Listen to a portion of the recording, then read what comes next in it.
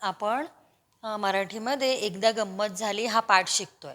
तर आपण त्याचे दोन जे परिच्छेद आहे ते आपले शिकून झाले. आता आपण पुढच्या पाठाला सुरुवात करूया. तर सगळ्यांनी पान नंबर 15 काढायचा आहे आणि आपला शेवटचा परिच्छेद सुरू आहे. ठीक आहे. मी वाचते, तुम्ही त्याच्यावर बोट ठेवायचं आहे. बाई वर्गात आल्या. बाईंनी प्रथम नदीबद्दल माहिती सांगितली. नंतर नदीची कविता शिकवू लागल्या. एखाद्या डोंगरात नदीचा उगम होतो. ती वाहत वाहत डोंगरातून खाली येते. डोंगरावरून येणारे छोटे छोटे प्रवाह तिला येऊन मिळतात. मग नदीचं पाणी आणखी वाढतं. नदी पुढे पुढे जाऊ लागते. तर काय होतं की मनुली, आपण आधीच्या पाठात पाहिलं की मनुली ती 2 पिंपळाची पानं वहीत ठेवून शाळेत जाते. तर शाळेत गेल्यानंतर काय होतं, बाई वर्गात येतात. बाई म्हणजे त्यांची शिक्षिका त्यांच्या वर्गात येतात आणि त्या काय शिकवू लागतात, त्या नदीची कविता शिकवू लागतात. आणि त्या सांगतात की एखाद्या डोंगरात नदीचा उगम होतो. नदीचा उगम होतो म्हणजे जिथून नदी सुरू होते त्याला उगम म्हणतात. तर जास्तीत जास्त नद्यांचे उगम हे काय कुठे असतात, डोंगरांमध्ये असतात. तर त्यांचा उगम होतो. उगम म्हणजे काय की नदीची तिथून सुरुवात होते. तर नदीचा उगम होतो आणि ती वाहत वाहत डोंगरातून खाली येते. साधी गोष्ट आहे की डोंगर उंच असतात, तर नदीचा जिथे उगम होतो ती नदी वाहत वाहत खाली येते. डोंगरावरून येणारे छोटे छोटे प्रवाह तिला येऊन मिळतात. तर असं होतं का की फक्त एकच प्रवाह असतो डोंगरातून? नाही. डोंगरांमध्ये मध्ये खूप मोठे मोठे दगडं असतात. तर मग कधी कधी काय होतं, काही पाणी इकडून जातं, काही पाणी इकडून जातं. जसं जसं त्या पाण्याला मार्ग मिळतो तसं तसं ते पाणी खाली जातं. आणि खाली गेल्यानंतर हे सगळे जे वेगवेगळ्या ठिकाणावरून आलेले जे पाण्याचे प्रवाह आहेत ते पुन्हा नदीला येऊन मिळतात. आणि नदीला येऊन मिळाले की काय होतं की नदीचं साहजिक आहे की पाणी वाढतं आणि नदी पुढे पुढे जाऊ लागते. नदी कधी असं बघितलंय का मागे जाते का? कधी नाही ना. नदी पुढेच जाते आणि तिला जे अगदी वाटेतले जे जे प्रवाह आहेत छोटे छोटे ते येऊन मिळतात. बाई नदीबद्दल माहिती सांग बाई नदीबद्दल माहिती सांगत होत्या. शेवटी बाई म्हणाल्या, उद्या नदीचं चित्र काढून आणा. मनुली गप्प गप्प होती.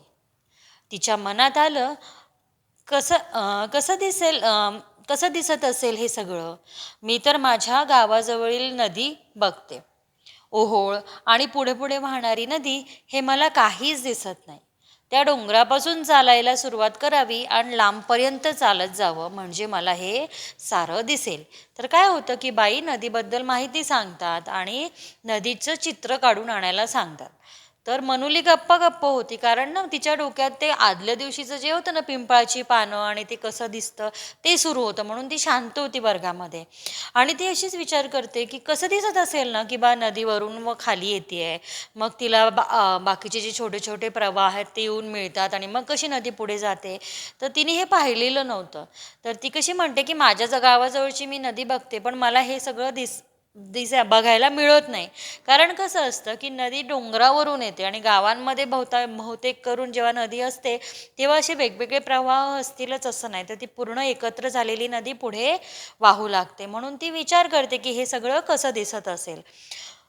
ओढे, ओहोळ आणि पुढे पुढे वाहणारी नदी हे मला काहीच दिसत नाही. ओहोळ म्हणजे काय की लहान ओढा. ओढा म्हणजे काय की लहान पाण्याचा जो प्रवाह असतो त्याला ओढा म्हणतात. आणि त्याच्यापेक्षा मोठा जो असतो तो ओहोळ असतो आणि त्याच्यापेक्षा मोठी असते ती नदी असते. तर ती म्हणते की मला हे काहीच बघायला मिळत नाही. तर असं मला वाटतं की डोंगरावर जावं, जिथून नदीचा उगम आहे तिथून बघावं आणि मग पुढे पुढे तिथूनच चालायला सुरुवात करावी म्हणजे मला हे सगळं बघायला मिळेल की कसा नदीचा उगम होतो, कसे त्याचे वेगवेगळे ओढे आणि ओहोळ होतात आणि कसे ते पुन्हा नदीला येऊन मिळतात, असं मला बघावंसं वाटतं. वर्ग शांत होता. मनुली पटकन उठली. बाईंना म्हणाली, मी गमतीशीर चित्र काढलंय बाई. अगदी डोंगरातल्या नदीचं, तिला येऊन मिळणाऱ्या ओढ्यांचं. तर काय होतं की ती सगळा वर्ग शांत असतो आणि ती अचानक उभी राहते आणि बाईंना म्हणते की मी काय केलंय, एक गमतीशीर चित्र काढलंय. कशाचं? नदीचं. आणि त्याला नदीला ज्या ओहोळ जे येऊन भेटतात त्याचं मी एक छान गमतीशीर चित्र काढलेलं आहे. गमतीशीर? दाखव बरं, बाई म्हणाल्या. मग गमतीशीर म्हणजे काय, बाईंनी नदीचं चित्र काढायला सांगितलं होतं. पण ते गमतीशीर कसं असेल म्हणून बाईंना प्रश्न पडला आणि त्यांनी विचारलं, गमतीशीर म्हणजे ते कसं, दाखव बरं. तर बाई काय म्हणतात की ते तुझं जे चित्र काढलेलं आहे ते मला दाखव. मनुलीने आपले पुस्तक उघडले. खिडकीतून उडत आलेली पानं तिने पुस्तकात ठेवली होतीच. गुपचूप बसली होती ती तिच्या पुस्तकात. तिने एक पान आपल्या हातावर घेतलं. तर तिने काय केलं, पुस्तक उघडलं. तिने पुस्तकात काय ठेवलं होतं, आदल्या दिवशी पिंपळाची पानं ठेवली होती.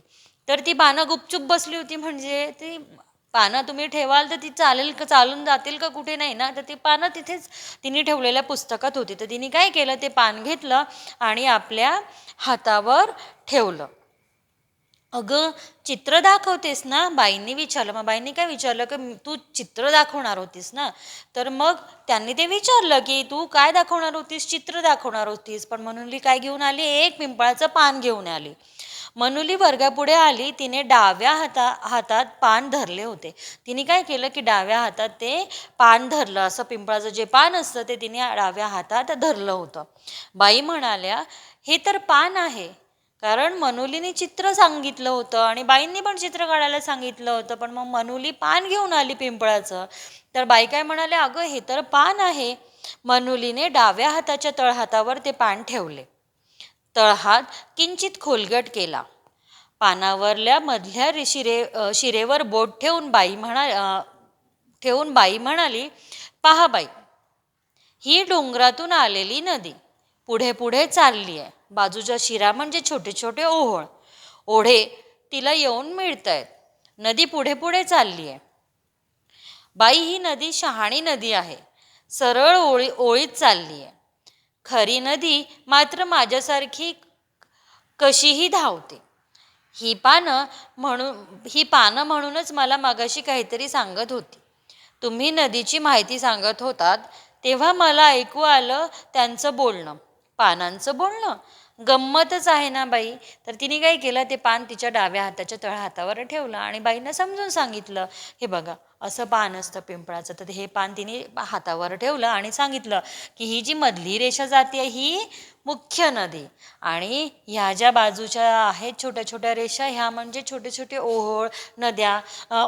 ओढे हे काय करत आहे, नदीला येऊन मिळत आहे आणि नदी सरळ सरळ जाते. मध्येच ती कशी म्हणते की नदी खूप शहाणी आहे. ही नदी कशी आहे, शहाणी आहे, ही सरळ जाते. पण माझ्यासारखी जर असती तर ती अशी सरळ गेली असती का, नाही. तर ती अशी म्हणते की ही पानं मला मगाशी तुम्ही जी सांगत होतात ना नदीची माहिती, तर ही पानं मला मगाशी हेच सांगत होती. पण मी त्यांचं बोलणं ऐकलं की काय, की हे पानं कसे दिसतात, हे पानं नदी आणि त्याचे ओहोळ आणि ओढे जे आहेत त्याच्यासारखे दिसतात, अशी ती म्हणाली. आणि ती बाईंना पण म्हणाली की गंमतच आहे ना की पानं जे बोलत होते ते मला ऐकायला आलं.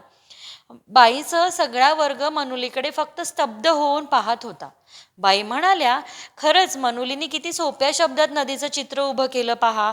मनुली, तू खूप छान कल्पना करतेस. तर काय झालं की स्तब्ध म्हणजे काय, की शांतपणे सगळा वर्ग तिच्याकडे बघत होता. कारण बाईंनी चित्र काढायला सांगितलं होतं आणि काय झालं की ती पान घेऊन आली पिंपळाचं आणि ते पिंपळाचं पान दाखवून तिने काय सांगितलं की तुम्ही जसं सांगितलंय ना की नदी कशी असते की सरळ जाते आणि त्या नदीला छोटे छोटे ओहोळ आणि ओढे येऊन मिळतात. तर तिने सांगितलं की ही पण तसंच दिसतंय की पान, की ही मुख्य नदी आणि त्या मुख्य नदीला काय, हे ओहोळ आणि ओढे येऊन मिळतात आणि नदी सरळ सरळ जाते. तर तिचं हे बोलणं ऐकून सगळेजण शांत झाले होते, स्तब्ध झाले होते, म्हणजे शांतपणे सगळेजण ऐकत होते. आणि मग बाईंना ते कळालं की तिने किती सोप्या शब्दांमध्ये नदी कशी असते, नदीला कसे ओहोळ आणि ओढे येऊन मिळतात. तर बाई तिला शाबासकी देतात की तू किती छान सोप्या शब्दात नदी कशी असते हे समजावून सांगितलं. आणि बाईंनी म्हटलं की मनुली, तू खूप छान कल्पना करतेस. कल्पना म्हणजे काय, इमॅजिन करतो की नाही, असं असेल, असं असतं तर तसं झालं असतं, आपण अशी कल्पना नेहमी करत असतो. तर मनुलीने खूप छान कल्पना केली होती की बाईंनी जो अभ्यास सांगितला होता की पेन्सिलीने नदीचं चित्र काढून आणा, पण तिने कशात कल्पना केली, या पिंपळाच्या पानामध्ये तिने नदीची कल्पना केली आणि नदी कशी असते, तिला कसे छोटे छोटे ओहोळ आणि ओढे येऊन मिळतात हे तिने अगदी साध्या सोप्या शब्दात बाईंना सांगितलं. तर आपला पाठ इथेच संपला. पुढच्या पिरियडमध्ये आपण हे पाठामधले जे स्वाध्याय आहे तो सोडवायला सुरुवात करू. या पाठामध्ये आपण फक्त काय शिकलो की तिला फक्त नदी कशी असते हे तिने कल्पना कशामध्ये केली, त्या पानामध्ये केली आणि त्याच्यातून नदी कशी असते हे बाईंना समजावून सांगितलं. ठीक आहे, तर आपण पुढे स्वाध्यायाला सुरुवात करू. धन्यवाद.